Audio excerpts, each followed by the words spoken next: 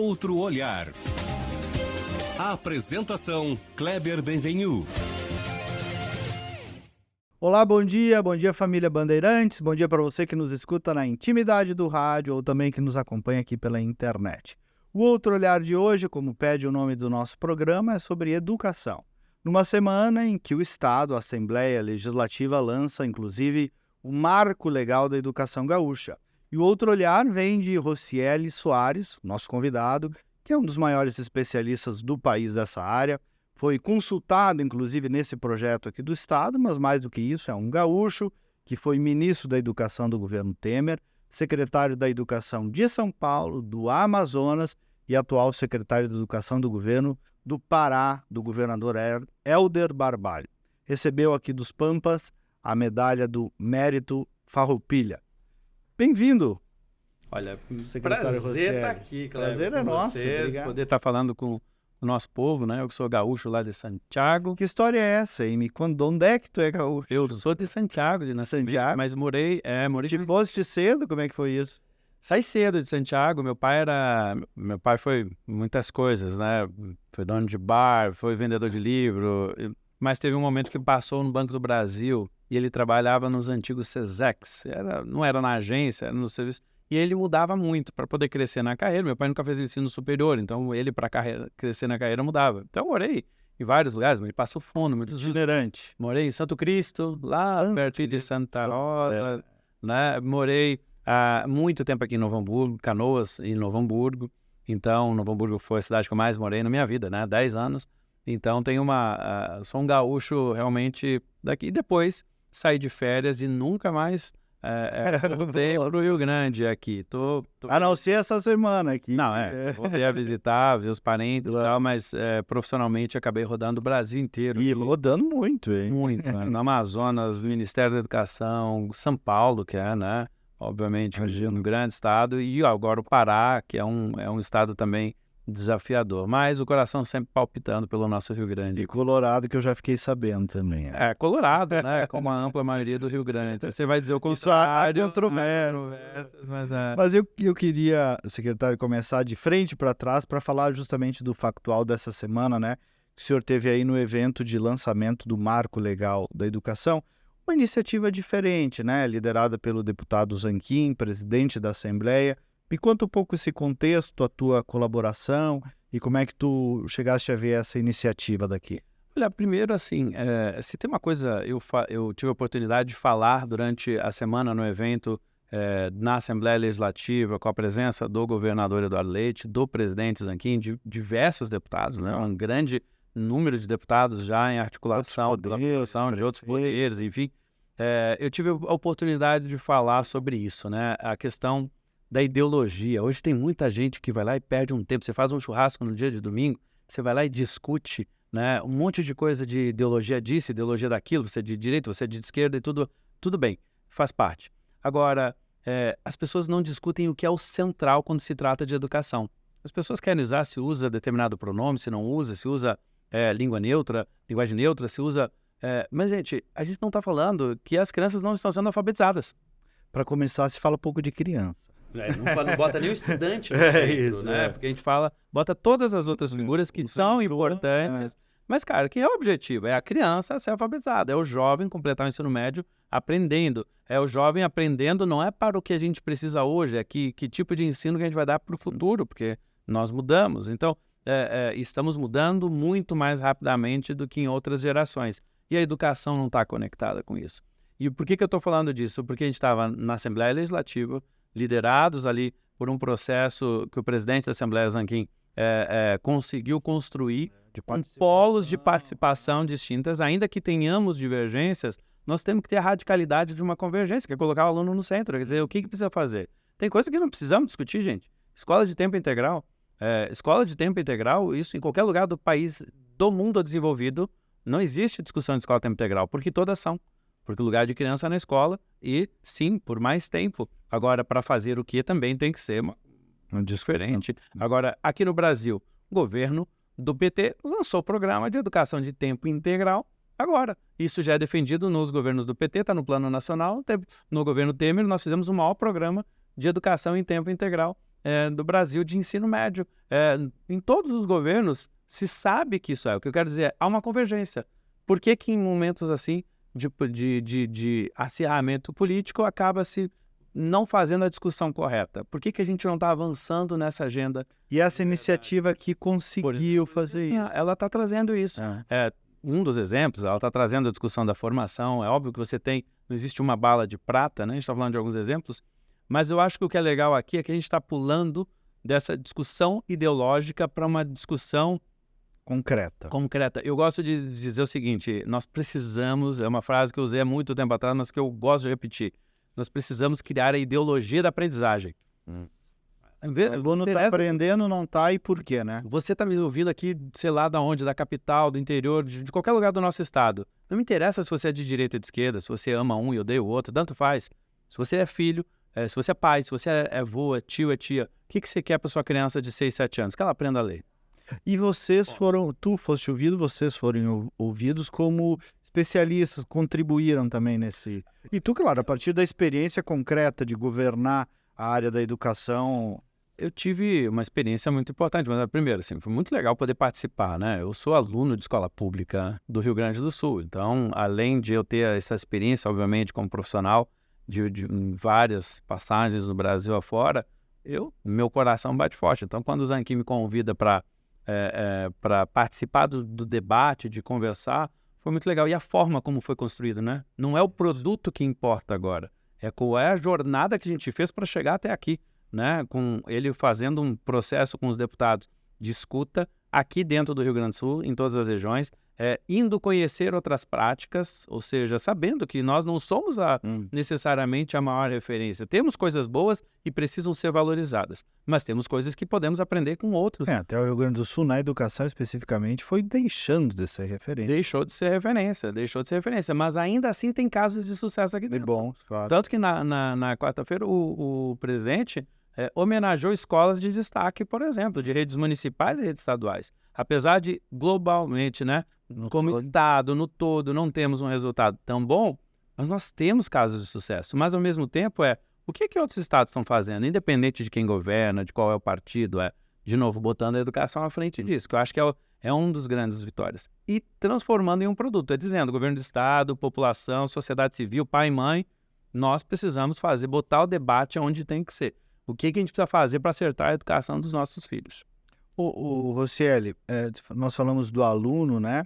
E outra coisa que também se falava até então pouco, e que agora começou a se falar mais, inclusive nessa iniciativa, é sobre a pedagogia, né? O jeito de ensinar, e um pouco que tu disseste aí. Por que ou não os nossos alunos estão aprendendo mais ou menos?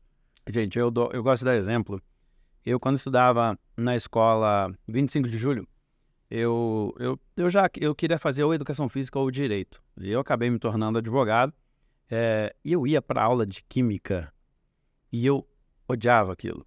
Eu não entendia por que eu, que queria ser advogado, você não tinha isso? Solidário totalmente a isso. Também a química era sofrida. Química, matemática. E lá em Novo Hamburgo, eu estava na escola 25 de julho, eu tinha um professor que vinha, né, dava aula de química, que vinha da escola, o professor Lenildo, era um professor rígido, muito bom, só que ele era acostumado a dar aula lá para o Liberato, que é uma escola de alto nível para técnicos em couro calçadista. Então, já era um aluno que já ia para uma vocação, ótimo. E a gente chegava lá e não conseguia entender. Mas ele era um excelente professor, dando aula para um aluno que não tinha interesse direto. E nunca a escola conseguiu me demonstrar por que eu deveria estudar química. Então, a gente está falando aqui de qual é o sentido da escola, qual é o meu projeto de vida. O meu projeto de vida é ser advogado, é ser jogador de futebol, é ser comunicador? O que é que eu preciso entender? Você é comunicador, você deve entrevistar diversas pessoas. Você tem que ter uma noção mínima de cada uma das coisas. Inclusive, para você fazer a sua entrevista, você tem que pesquisar. Se você for entrevistar um cientista, você talvez tenha que voltar a dar uma estudada, a entender o mínimo, para inclusive entender a pergunta e a resposta que ele vai dar. Eu, depois que me tornei advogado, fui pegar um caso, fui defender um cliente que tinha a ver com contaminação de água, eu tive que voltar a estudar química. Eu só fui entender o sentido daquilo depois da escola. Esse é um dos problemas. Isso tem a ver com a forma como a gente está formando os professores, nós estamos em outra... A comunicação mudou? Você trabalha com comunicação, Kleber? Tudo. Tudo mudou. Hoje, a comunicação... Todo mundo é um comunicador.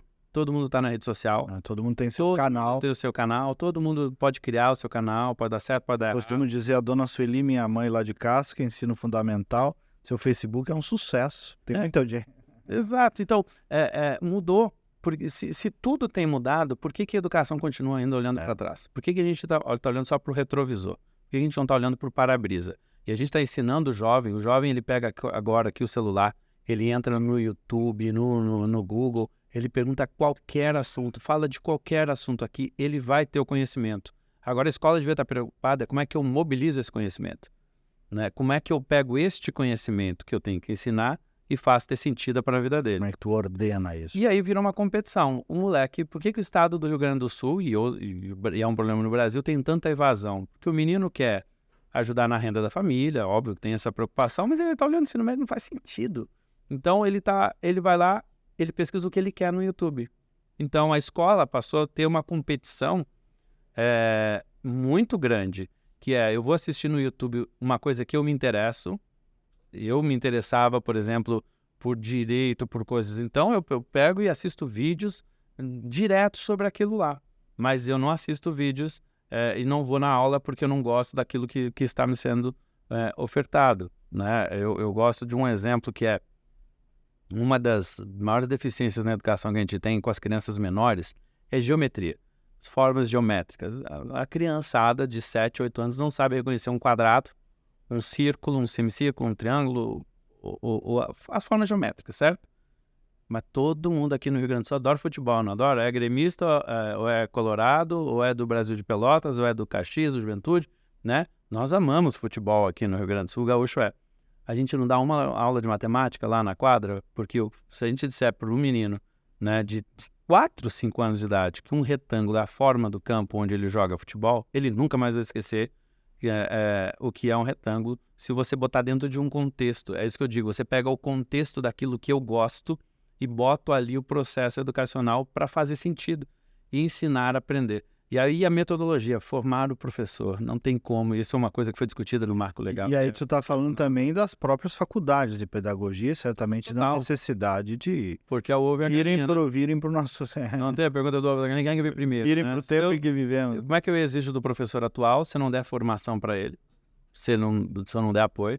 Mas como é que eu estou formando os novos professores? Eu estou formando os novos professores do mesmo jeito que há um século atrás. Não faz sentido. O que me apavorou muito, secretário Rosselli, eu fui secretário de Estado também, durante muito tempo, e fui me envolvendo nessa área, na Casa Civil, acabei tendo que lidar também, por muito tempo, justamente isso que tu está dizendo, né?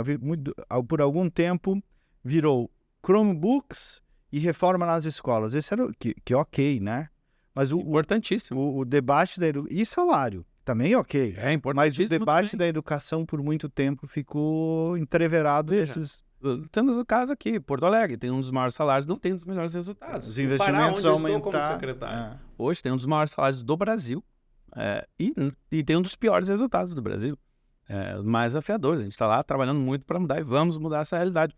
Mas não é que o salário não é importante, porque você tem que atrair o talento, tem que valorizar quem está. O professor é fundamental, não é sozinho. Porque aí a gente bota só a conta do professor e a família não acompanha, né? A educação é feita pela família. O processo todo. Obviamente que tem o telhado da escola funcionando, ter uma escola climatizada numa região muito quente, ou não deixar entrar... Tudo é importante. Tudo isso é importante. Ter uma cadeira, ter um material didático à disposição. Mas se eu não souber dirigir, não me adianta me dar uma Ferrari. Se eu não ensinar o retângulo que é do futebol, o cara vai continuar. Se não fizer sentido, pode ter todo o ar-condicionado. Ela vai sempre procurar alguma coisa que faça mais sentido. Então, quando você pega aqui celular, né, ou qualquer tecnologia, ela é fundamental hoje para o processo de aprendizado. Mas ela tem que ter uma intencionalidade. Ou seja, o que eu vou usar? Porque se eu largar o celular aqui, né, se você faz uma reunião ou fazer uma reunião, um churrasco, domingo aí, família, cada um fica no seu celular, não adianta nada, cada um está pesquisando o quê? O que quer, não está prestando atenção. O jovem pode usar o celular para pesquisar qualquer coisa, isso é um grande instrumento, mas se a pedagogia, se a metodologia não estiver integrada, aquilo vai, em vez do jovem pesquisar o que ele precisa, ele vai entrar na rede social. e não vai prestar atenção em absolutamente nada, vai piorar o resultado da educação. Tu disseste bem, para entrar em todos esses temas, a gente tem que tirar da frente a camada e a patrulha ideológica e até corporativa, né, de qualquer espécie, para conseguir chegar nesses assuntos que tocam na vida dos alunos, na verdade, né? Mas eu acho que a gente tem uma coisa que a gente não conversa bem entre a gente, né? Se eu perguntar para qualquer pai e mãe aquilo, né? O correto é toda criança neste país deve saber ler até os 8 anos de idade. Bom, isso é o documento mais importante que nós temos, a Base Nacional Comum Curricular, que inclusive eu ajudei a escrever, mas todo mundo tem que saber, o seu filho tem que saber ler e escrever, entender pequenos textos com 8 anos de idade. Nós não discutimos isso. Agora, vai lá no fim de semana, vai discutir se deve ser homeschooling ou não. Né? É um tema pertinente, pode ser discutido? Pode, mas não é o centro. E isso vale para o ensino particular também, né? Para o particular. Que não tem muita essa discussão aprofundada. Aliás, existe há um grande engano em relação ao particular, né? Porque as grandes escolas particulares é meia dúzia no Brasil. Você vai olhar, assim, a qualidade das particulares, de modo geral, é pior do que as públicas. Só que a gente só ouve falar das 5 que pagam lá na ponta, de matrícula, 10 mil de mensalidade, e a seleção, obviamente é uma seleção que tem cultura, tem muito mais coisas, mas vamos pegar a escolinha de bairro, lá né, que é particular e não tem o resultado que muitas públicas têm. Então a gente às vezes não compara da forma ideal, mas a qualidade da educação, hoje o vice-governador, né, essa semana, aliás, estava falando lá no evento, Gabrielzinho, o Gabriel estava falando sobre isso. Ele disse, como é que pode o Rio Grande do Sul não tem nenhuma escola entre as 50 melhores do ensino médio? É inaceitável. Gente, o Rio Grande do Sul é um dos estados com indústria, com potencial econômico, com desenvolvimento econômico, com capital cultural do nosso povo, é gigantesco. Não temos uma escola entre as melhores. Particulares, tá? Não estamos falando de escola pública. Não temos nenhuma das públicas, mas não temos nenhuma particular. Nenhuma que se destacou. Como é que pode isso? É um problema também. E os pais pagando e achando que com isso... Nem os pais se deram conta disso, porque os pais pagam a mensalidade, a escola às vezes tem um renome e acham que está bem resolvido. Então, mas aí, de novo, a gente está botando a discussão no lugar errado. Vai perguntar para o pai está preocupado, meu filho vai ter que passar no vestibular. É isso aí.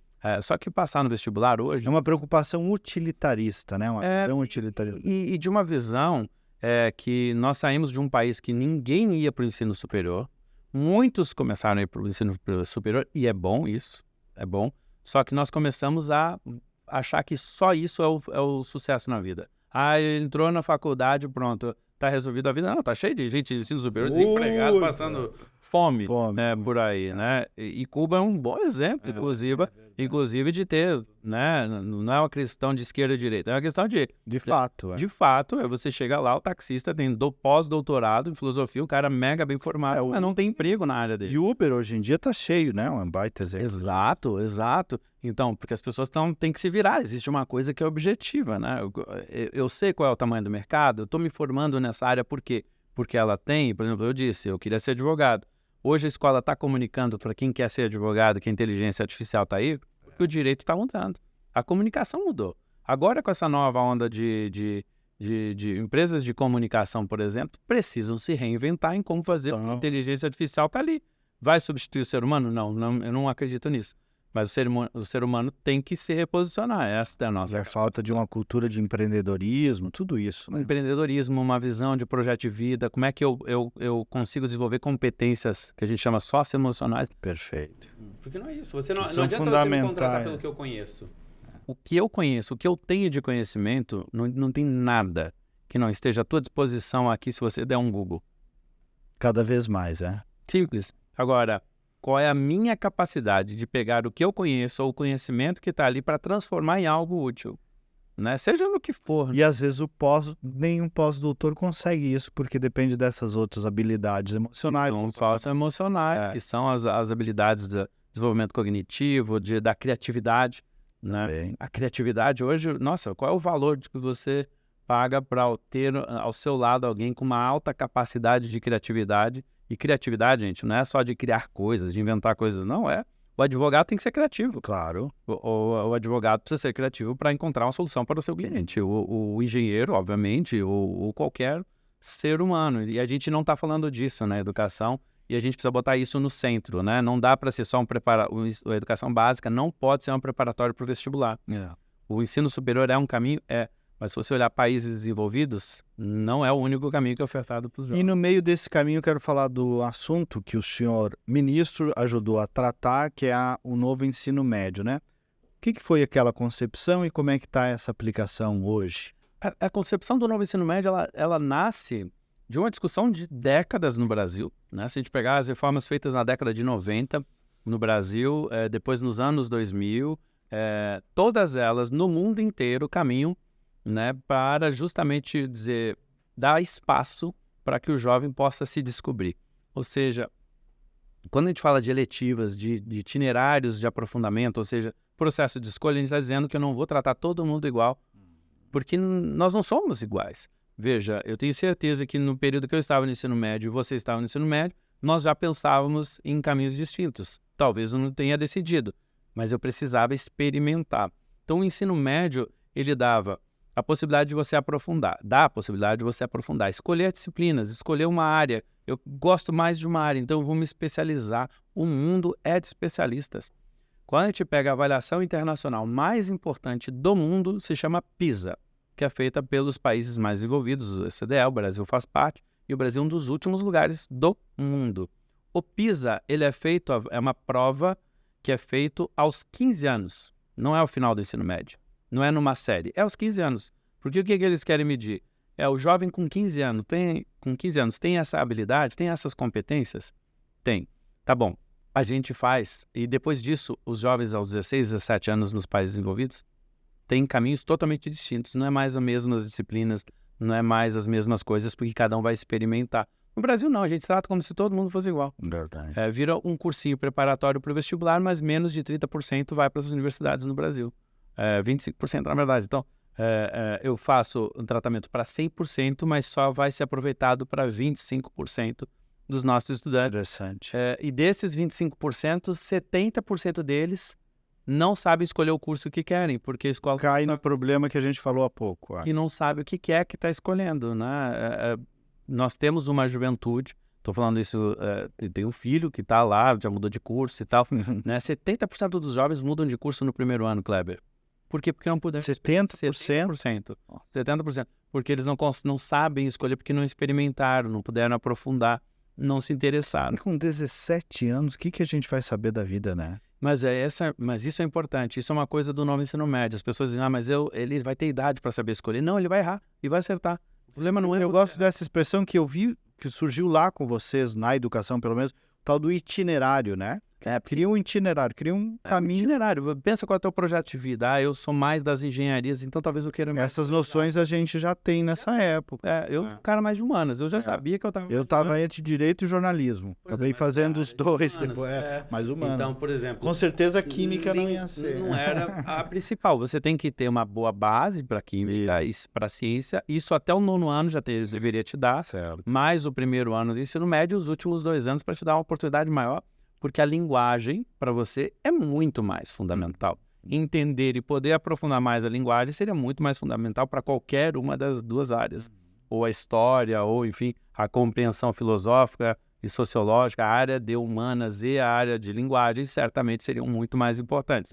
Não necessariamente as exatas. As exatas você tem que saber o suficiente para você ter, né, para a sua vida, né, para a gestão da sua vida. Agora, se eu quero ser engenheiro, obviamente, ter muito mais profundidade na área das exatas. Esse é o conceito dos itinerários. Você dá mais chance de experimentação, para saber se é isso, inclusive. Mas eu sou jovem, eu errei na escolha. Bom, para quem está nos ouvindo, deixa eu dizer, você pode ter a idade que for. Eu vou perguntar, você lembra em quem você votou na última eleição? Você já se arrependeu, não se arrependeu? Porque, invariavelmente, a gente erra e a gente se arrepende. Normal, faz parte da nossa vida adulta, né? Por que o jovem não pode experimentar? Inclusive, a escolha faz parte de uma experiência para o jovem. Ele poder escolher, ele vê isso aqui não é não. Eu fiz comecei esse itinerário, não é esse, então eu vou mudar para... Não deveria ter problema nesse processo. Aliás, o Brasil dá a melhor chance para o jovem aos 16 anos escolher, né? É o voto. Né? E aí a gente fala que ele não pode fazer parte do processo de aprofundamento dele na aprendizagem. Ele faz isso sem a gente. Ele faz isso no YouTube, por exemplo, hoje em dia. Secretário, o senhor trabalhou com tanta gente interessante que eu queria sair um pouco da educação e te ouvir sobre os perfis, um pouco dessas figuras interessantes com as quais o senhor trabalhou. Primeiro, ministro do governo Temer. Não quero saber lá dos teus feitos e tal, quero saber que tal o Temer. Como é que é aquela figura, como é que foi aquela tua experiência ali, até pessoal com ele? Olha, eu fui secretário no Amazonas, fui ministro, agora estou no Pará, em São Paulo. O Temer, especificamente, primeiro, é um cara incrível, lida bem com as situações, de uma habilidade política muito grande.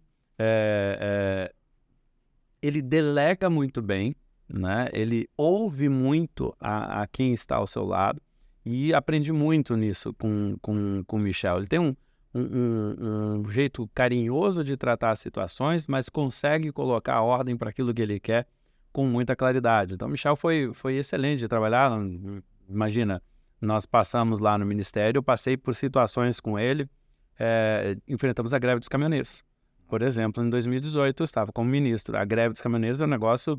Eu era ministro da Educação, mas administrava a maior rede de hospitais do Brasil. Foi um governo que fez muita coisa, né? Muita coisa. Se você olhar, equilíbrio fiscal hoje, né, que o atual governo, inclusive, fala, ela nasce lá dos enfrentamentos feitos pelo governo Michel Temer, depois continuados em grande medida. Reforma trabalhista, que estão querendo destruir agora, né? Mas a reforma trabalhista, se for revista como estão, a tendência é você tirar mais empregos e jogar mais para a informalidade do que o contrário. Claro. Então, inclusiva. Tem que ter coragem. Aqui o presidente teve uma coragem de enfrentar, teve capacidade política de articular com o Congresso, que não é simples. Né? A reforma da Previdência, apesar de ter sido aprovada no governo... A ajuda do saudoso Eliseu Padilha. Saudoso Eliseu Padilha, que eu tive a honra de ter sido colega do ministro Eliseu Padilha, me tornei um grande amigo dele, aprendi muito. Eliseu Padilha, aliás, é uma figura né, interessantíssima e que faz falta hoje em Brasília. Certamente. Faz muito falta lá na atuação em Brasília. Então, o Michel, ele teve a reforma da Previdência. Ela não foi aprovada porque teve toda aquela situação que aconteceu lá e que depois se viu que não tinha absolutamente nada daquilo contra o presidente, mas que no final virou uma cortina de fumaça e atrapalhou a reforma da Previdência, mas que foi aprovada depois. Mas ele teve a coragem de pautar o Brasil para discutir, gente, se uma reforma da Previdência não para em pé. Olha a situação nossa aqui do Rio Grande do Sul. Né? Se você não tiver responsabilidade fiscal, você quebra o Estado. É simples, você dona de casa, não pode gastar mais do que você ganha.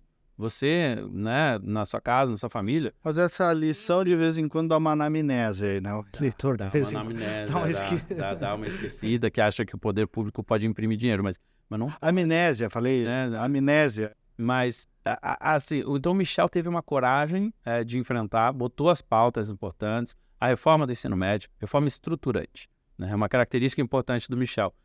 Reforma da Previdência, quando pautou, reforma trabalhista e outras tantas reformas que a gente trabalhou no governo do Michel Temer foram sempre estruturantes.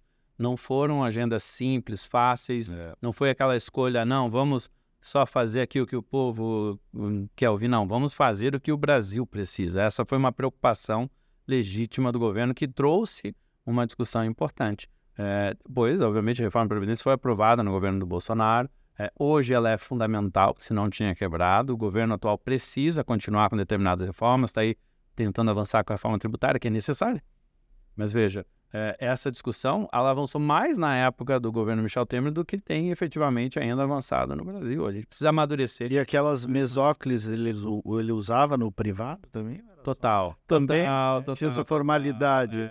Total. Eu participei de algumas reuniões com ele como secretário de Estado, com o governador Sartori, e mesmo com amigos, o Sartori era amigo dele, ele tinha essa fleuma. Ele é assim, ele foi no aniversário na minha casa, quando ele foi lá, ele era daquele jeitinho. Você ia tomar um café com ele, falar de outro assunto, falar do Michelzinho com ele. Aquele jeitinho. Ele é daquele jeito lá, não é uma coisa só na frente das... Não, o Michel tem... É aquilo.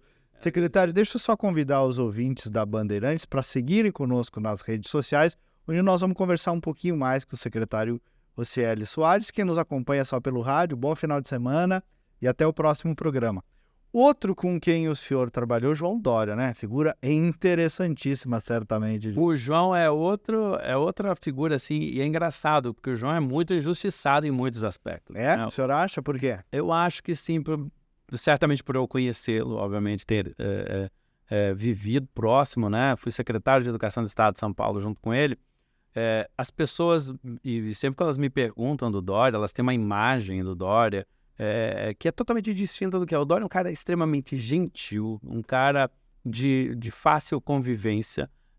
Ele não não veio do mundo político, ele é um empresário, então sim, ele é um empresário, mas trabalhou na política focado em resultado, mas é de uma gentileza, as pessoas imaginam, todas as vezes que elas me perguntam, se criou uma coisa assim na imagem dele.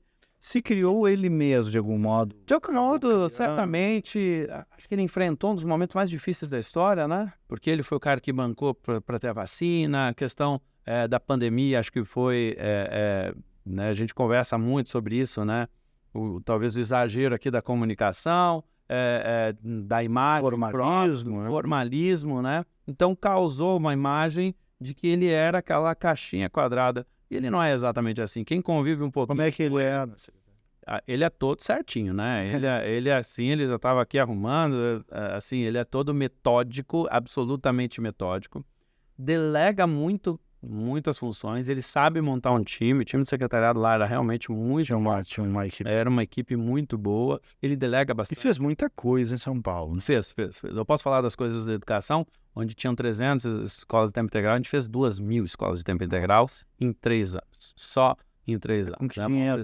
Oi? Com que dinheiro? Só com as economias e reorganização interna que a gente fez dentro da própria secretaria.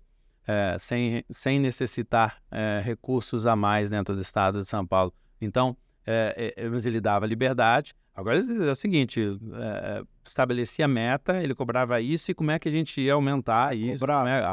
Isso ele sempre foi bem de cobrar. Ele te dá as condições, ele te dá a liberdade para você fazer, mas te cobrava muito, o que é bom, não é ruim isso, né? O problema é quando você cobra e também não dá as condições. Sim. Aí viram uma combinação ruim.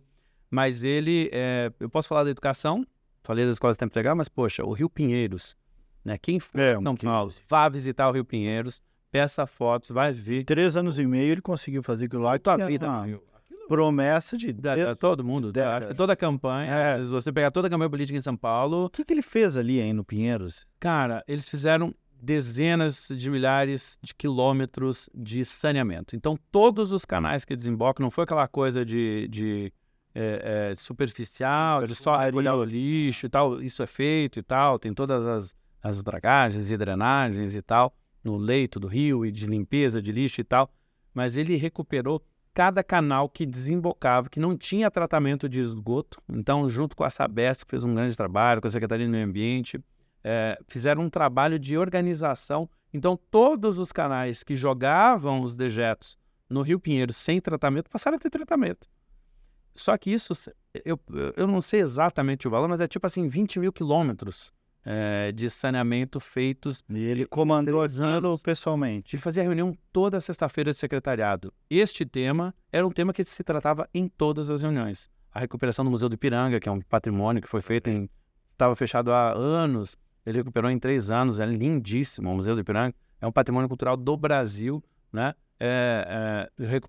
Recuperou muito do trabalho dele, sem R$1 público, né? Ele na área da educação, toda semana fazia a pauta de acompanhamento, especialmente das escolas integrais. Então, todas as coisas que ele foi fazendo na área da cultura, na área da ciência, na área de investimentos diversos, obviamente, vivendo a pandemia, né? Veja, a gente fez 2.000 escolas a mais de tempo integral em 3 anos, com 2 anos de pandemia.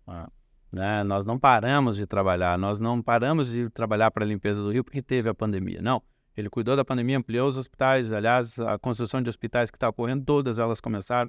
Retomou todas as obras de licitação de todas as linhas de metrô. Eu estou falando de coisas que não são da minha área, mas que eu vivi, que eu acompanhei lá. Era o ex-ministro Alexandre Balbini. E como figura não era tão frio ou duro como pudesse parecer. Porque tem gente que acha que ele era frio, não era.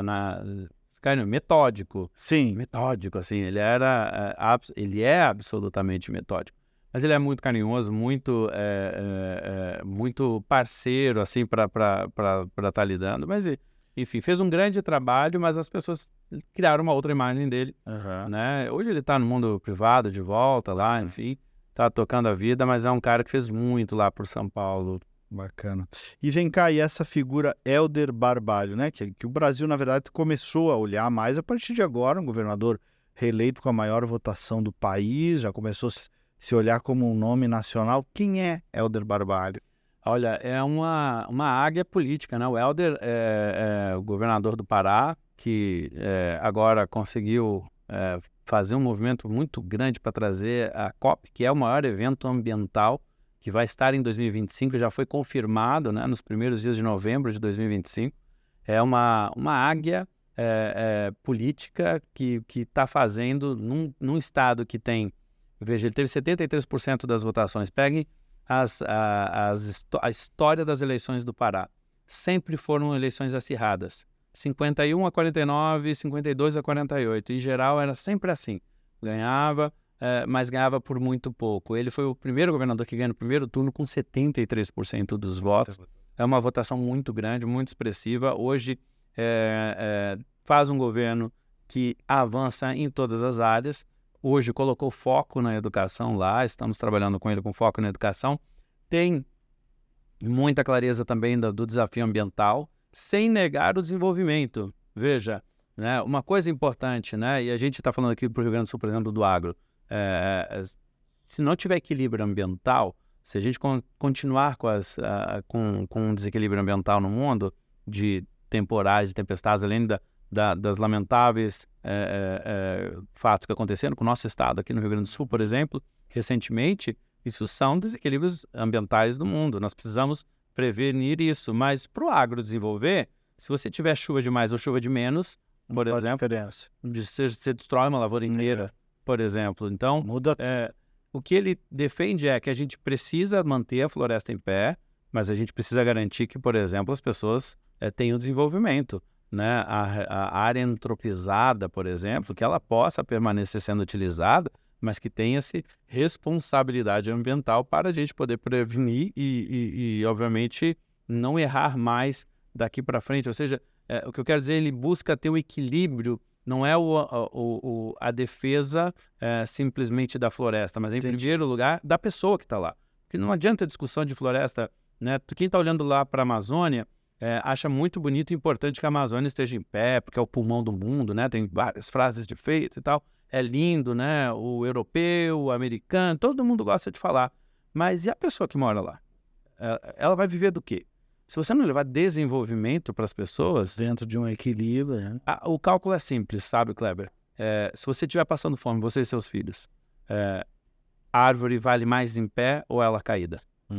É simples. As pessoas vão olhar para a sua subsistência, para a sua necessidade. Você tem que gerar condições para que as pessoas possam sobreviver bem. Então, nós temos que tornar a floresta em pé um valor.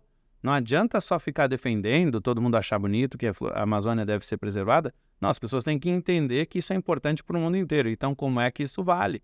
Né? Então, tem um debate aqui importante, fundamental. Ao mesmo tempo, o estado do Pará, que tem uma grande parte da Amazônia, e água e tudo isso que é tão importante para o mundo inteiro, também é um dos maiores estados no agro. E aí, você vai dizer o quê? Por ser um estado que está lá na Amazônia, não pode ter o agro? E sim, e o tanto de geração de economia, de emprego que se tem. Você não vai conseguir dizer para as pessoas, não sobreviva, né? Fecha tudo. Não existe esse discurso. Ter o equilíbrio nesse ponto, eu acho que é uma capacidade que o Hélder tem de liderar, fazer com que o estado que tinha o maior desmatamento não tenha mais o maior desmatamento, né? É o melhor indicador da região norte da Amazônia hoje.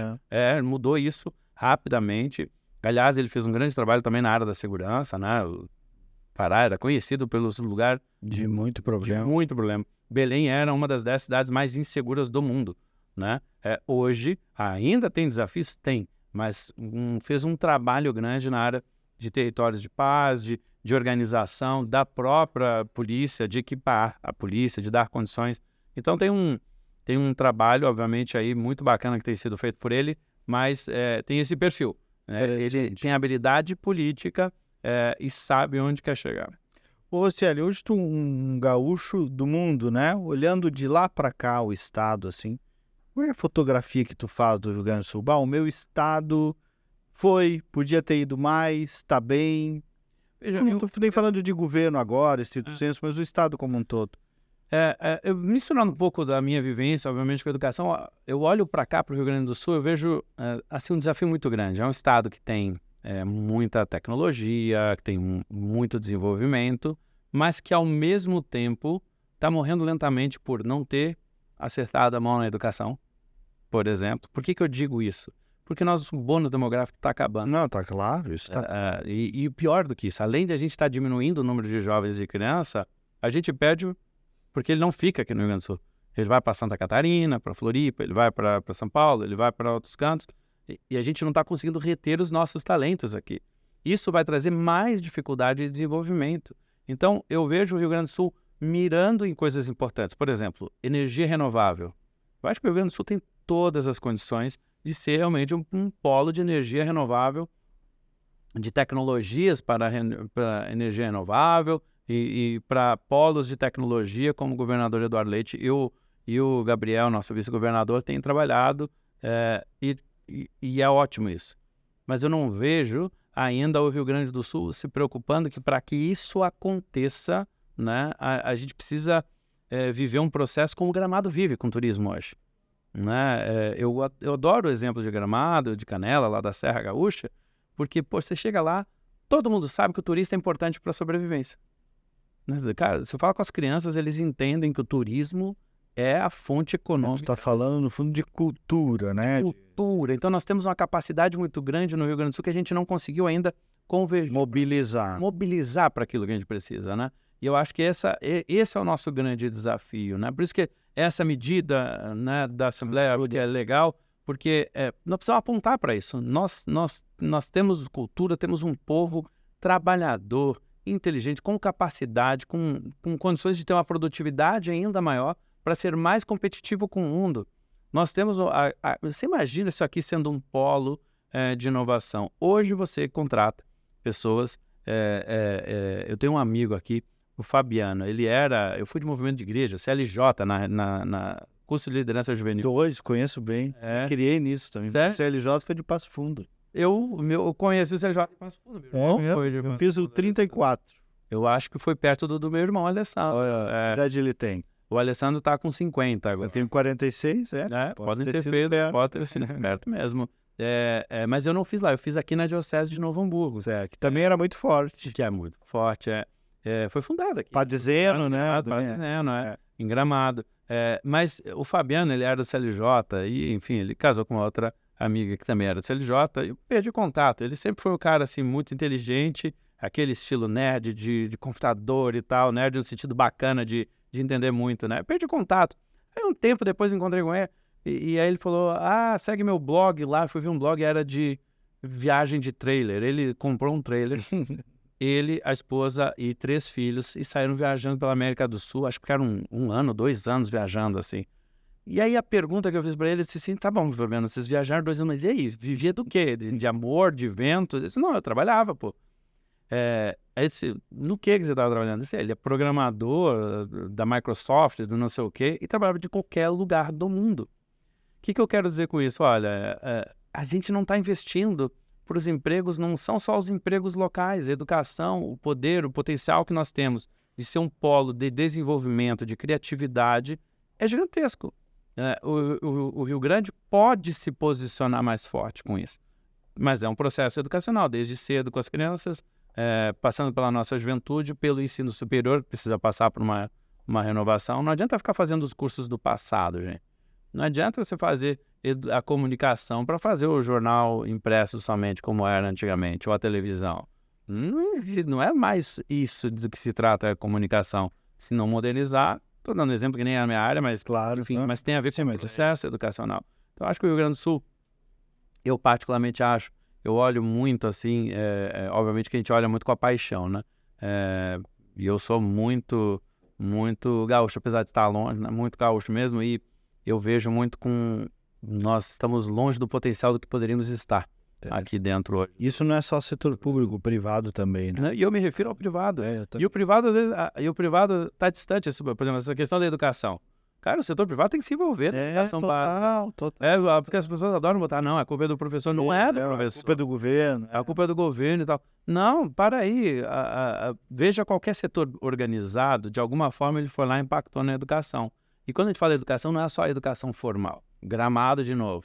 Poxa, todo mundo recebe bem lá. Todo mundo sabe da informação. Você pergunta alguma coisa para quem é lá de Gramado, ele te dá a informação. Ou seja, a educação impactou na indústria, no ramo, na produção e tal. Você vai para o Vale do Vinhedo, Bento Gonçalves. Agora, será que nós estamos utilizando todo o processo cultural, formativo dos nossos jovens para impulsionar a área de tecnologia e potencial? E quando eu falo área de tecnologia, eu estou falando do agro. Ou quem trabalha com agro ou agropecuária, quem cuida de gado, ou quem planta qualquer coisa nesse estado, planta do mesmo jeito que há 30 anos atrás? Não. E os empregos agora? É ir lá alguém botar semente na terra? Não, vai ter uma máquina que faz. Agora, quem é que cuida da máquina? Quem é que programa? Hoje, a gente está discutindo drone fazendo irrigação. Né? E aí, quem é que está programando esses drones? É um cara de fora que está programando o drone? É um cara de fora que está dando manutenção do drone? Não estou falando de dronezinho, né? Aquele que a gente compra para... Sim, drone potente. Tem uns negócios assim... de novo, a gente não está mostrando o quanto que a sociedade está evoluindo rápido, para onde ela está indo, e o quanto que a gente precisa preparar a nossa juventude. Nosso jovem tem um potencial, e como a gente tem menos jovens, quanto mais a gente erra na preparação e no apoio a esses jovens, pior será os rombos fiscais. Vocês querem evitar uma nova reforma previdenciária? A gente tem que aumentar a produtividade, para aumentar a renda. Não tem milagre. Não tem milagre. Mas isso, assim, óbvio, eu estou falando com envolvimento porque eu sou da área de educação, né? E acredito muito nisso. Mas as pessoas têm que parar de olhar e discutir educação com a gente, que é da educação, somente porque eu sou da educação. Não. Eu tenho que me preocupar pelo meu filho, mas pelo desenvolvimento da minha região, da minha cidade. Não tem como um prefeito falar de planejamento. Eu sempre disse, eu volta e meia faço meus comentários na Band sobre educação e já digo, não tem essa de educação é território de áudio. Não, educação é território de todos nós, né? Todo mundo pode e deve falar de educação. Né? É óbvio. A gente só tem que começar a acertar os temas para falar de educação. E também perde um tempo vira uma falando de uma bobagem. Coisas laterais. É isso, né? Então, acertar a mão nisso envolve a família, envolve cada um, envolve, né, as empresas, os empresários, o professor, a escola também, obviamente, os agentes públicos. Secretário, para a gente encaminhando para o final, eu tenho que lhe ouvir sobre uma avaliação sua sobre o olhar e a prática da educação do governo Lula. Como é que tu está enxergando? Olha, eu acho que eles têm... ainda tem muito a mostrar. Não começou há pouco, né? Começou há pouco. Acho que eles, por exemplo, agora lançaram um programa de educação em tempo integral. Esse é um debate bom. Porque esse é um debate que nós deveríamos estar fazendo em todos os lugares. Inclusive está aqui no marco legal que foi apresentado, o incentivo à educação integral. Ou seja, nós estamos falando de um governo do PT, com um governo aqui com vários deputados de várias matrizes falando do mesmo tema. E isso é uma convergência importante, porque nós sabemos que a educação nesse sentido. Agora, por exemplo, ali tem, quando a gente lançou o nosso programa de incentivo à educação em tempo integral no ensino médio, a gente ajudava com custeio para os estados, ou seja, era R$2.000 por ano, por 10 anos, para se criar a escola de tempo integral. Agora é uma ajuda de uma vez só para ali fazer uma reforma. Mas depois, como é que fica a manutenção disso? Como é que eu dou condições de trabalho permanentemente aos nossos profissionais, a condição da escola? Eu acho que vai ter que se buscar equilíbrio em algumas políticas ao longo do tempo, mas há algumas agendas, como focar na alfabetização, acho que estão corretas, né? Se a criança não souber ler, ela vai aprender o quê depois? Mas eu acho que ainda tem muito caminho a mostrar. E acho que está muito distante a discussão. Acho que é um grande erro no Brasil e o governo Lula ainda não demonstrou coragem para fazer o debate, e acho que tem que ter coragem. Assim, e eu fiz esta provocação enquanto estava como ministro, e fiz uma primeira mudança na formação de professores no ensino superior, mas ensino superior no nosso país precisa ser rediscutido. Primeiro que é uma proliferação. Falaste bem, não se tem coragem para tratar disso. Tem que Parece ter um coragem. É um tabu. assunto Pode mexer. intocável. Ou porque os empresários, quando estão ganhando bem, não querem que mexa, né? Ou porque, se é na área de educação, não pode mexer, porque a gente ensina assim há 100 anos. E tá bom, ensina assim há 100 anos e olha o resultado que a gente está tendo. Está dando certo. Ele não está conectando com o que a sociedade precisa. A gente precisa de uma reforma no ensino superior. Há um exagero de educação à distância em algumas áreas, né? Por exemplo, educação, quando eu estava como ministro, eu proibi, limitei o tamanho da educação à distância de formação de professores. Agora virou um negócio seguinte, virou quase não tinha aquelas lojas de R$1,99? Isso. Né?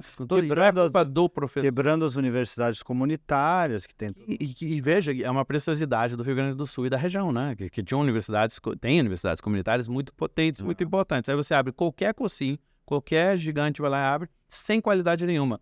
Então aí eu vou dizer uma coisa para você, pai e mãe, só para você entender.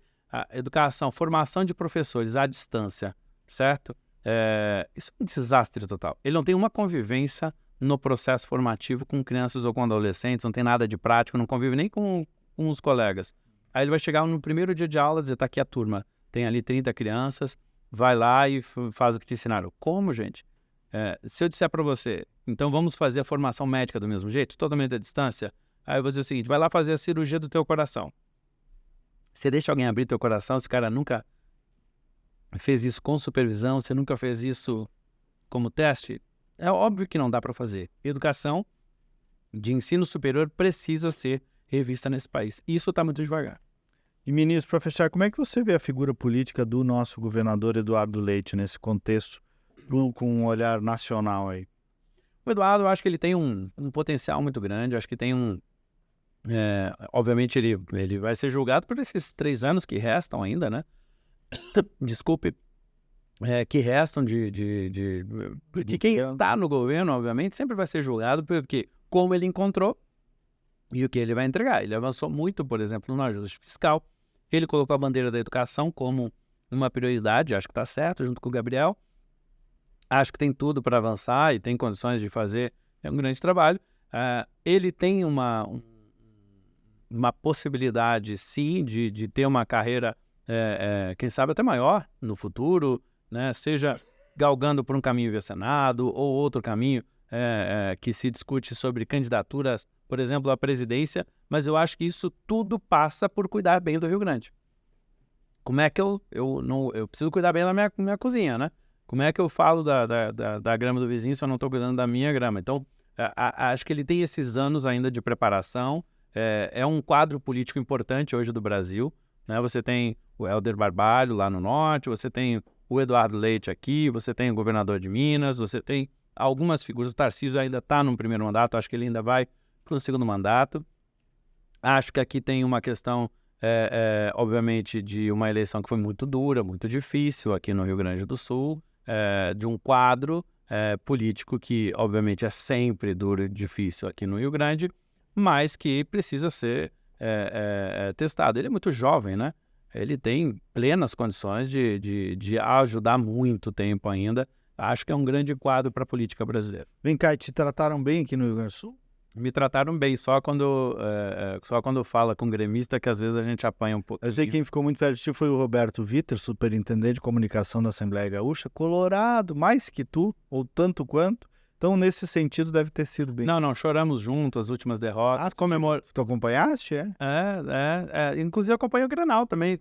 Foi o último. Esse não, tava na praia, eu tava na praia. Tava na praia, né? Tem muito gremista que tava na praia nesse dia, né? Agora tava todo mundo assistindo o Fluminense. Todo mundo Inter, né? Quando era Fluminense e Inter, o que tinha Mas, obviamente, agradecer ao Roberto, a equipe toda do deputado Zanquim, que é uma honra poder participar desse debate aqui no Rio Grande. Interessante. A gente está falando eu estou falando muito como gaúcho, né? Porque eu aqui tenho condições de ser pitaqueiro, né? Eu posso dar pitaco, não estou em nenhuma função aqui no Rio Grande. Isso também é bacana, mas é legal poder ver esse movimento, né? De pessoas querendo fazer. Eu disse no meu comentário na Band TV, na quarta noite, que é um pouco do que tu está dizendo aí. Teve esta iniciativa do deputado Zanquim, da Assembleia, o apoio do governo, teve, para além das questões de mérito, tem um marco simbólico, portanto, cultural, muito forte para mostrar, de fato, uma direção, uma prioridade, e não só com teoria, tem muita coisa concreta ali sendo provocada. Tem muita coisa concreta, obviamente tem um monte de passos, e que acho que o passo mais difícil é juntar em torno da mesa os diferentes para encontrar as nossas convergências de verdade e a gente avançar. Porque tem muito discurso sobre isso, mas realmente pegar essas convergências e transformar em algo palpável, acho que é um grande passo. E escolher um tema que não é trivial, né? Porque é muito trivial. Aqui, eu sou deputado do Rio Grande do Sul, então vou escolher um tema mais ligado ao agro. É óbvio que o agro é importante. É óbvio que a pecuária é importante. É óbvio que a indústria do Rio Grande do Sul é importante. Mas, educação, ela é fundamental. E ela ganhar essa importância no debate dentro da Assembleia, que precisa contaminar outras áreas, precisa trazer a família para dentro, precisa trazer... Setor empresarial. Área de comunicação, ver os meios de comunicação. Os editoriais. É importante os editoriais estarem falando, porque eles comunicam com a população, inclusive uma linguagem diferente, né? É o que estamos fazendo aqui hoje. Exato, falar para todo mundo e todo mundo falar, mas não ficar naquele fla-flu ou no Grenal, né? Que obviamente, bacana a gente poder brincar, mas em alguns temas sérios a gente precisa ter a convergência e todo mundo está no mesmo time, educação em primeiro lugar. Ministro, sempre ministro e secretário Rocieli Soares, obrigado pela tua presença aqui, pela tua contribuição para o Rio Grande, espero que esteja cada vez mais perto. Olha, é um prazer estar aqui sempre que possível aqui no Rio Grande e à disposição para ajudar, né? O coração bate forte, deixar um beijo para todo mundo que veio de escola pública, né? Eu tenho minha trajetória, eu quando fui ministro da Educação do Brasil, com muito orgulho, foi um momento de emoção, junto lá com o presidente Michel Temer, eu fiz questão de voltar numa escola que eu estudei aqui no 25 de julho, para poder dizer para esses alunos da escola pública, cara, dá para sonhar. Dá para chegar. Com todas as dificuldades, eu fui aluno que foi para a escola pública, tive que ir para uma universidade privada e trabalhava, tinha 2 empregos, de noite, de madrugada, para poder manter... As partes da nossa história aí que tá bem para tudo isso aí igual. Isso aí o CLJ.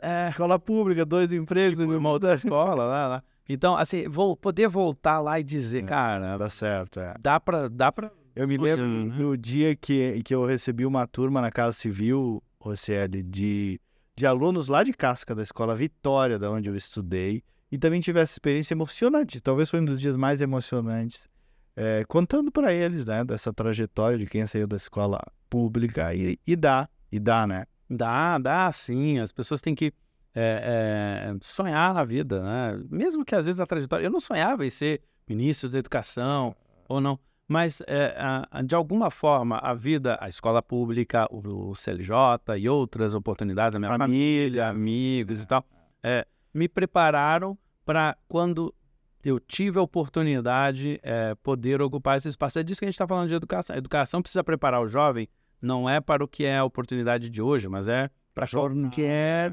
coisa que apareça na vida. E a tua tá só na metade aí, pelo que eu tô vendo aí, olha lá. Eu tô com 45, menos da metade. Tô novo ainda, espero que a média, né, continue. Também igual, 45. Fiz 45 agora, dia 9, você fez em outubro dia também, 5, né? 77. Essa geração boa. Estamos aí ainda com bastante chão pela frente, se Deus quiser. E, no meu caso, obrigado muito pela educação, pelo desenvolvimento e oportunidade para as pessoas, que é o que a gente precisa fazer. Maravilha. Obrigado, querido. E nós voltamos no próximo sábado com mais uma edição. Até lá, bom dia, bom final de semana.